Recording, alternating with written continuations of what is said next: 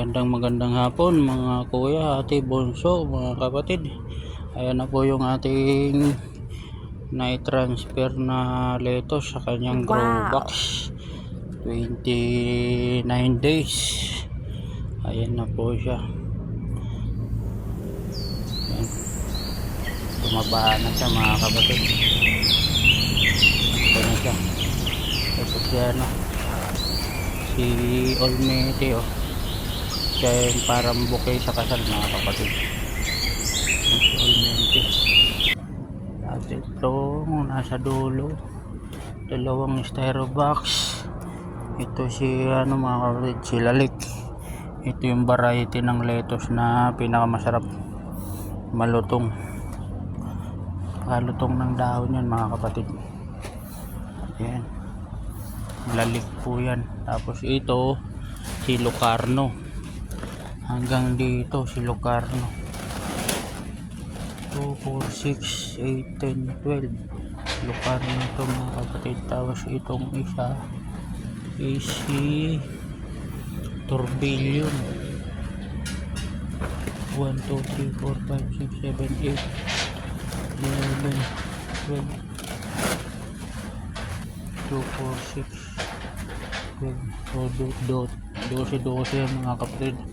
12 heads of lettuce na Locarno, 12 heads of lettuce o Tourbillon, and 12 heads of lettuce ni Olmete. Ayan po siya. Chichikin natin yung tubig niya mga kapatid. Nasa tubig lang po yan. Ayan na po yung ugat niya mga kapatid. Napaganda ng kanyang ugat, puti-puti. Ayan. Chichikin natin ngayon yung kanyang pH, kasi baka tumataas yung kanyang pH, mamamatay yung lettuce natin pag mataas yung pH. Kaya kailangan, yun, napakaganda na ng ugat niya mga kapatid. Goods na goods yung tubo ng lettuce natin ngayon dito sa ating greenhouse. Ayan po yung greenhouse mga kapatid. Nasa loob po yan ang greenhouse dito sa aming association, Hagbil Association.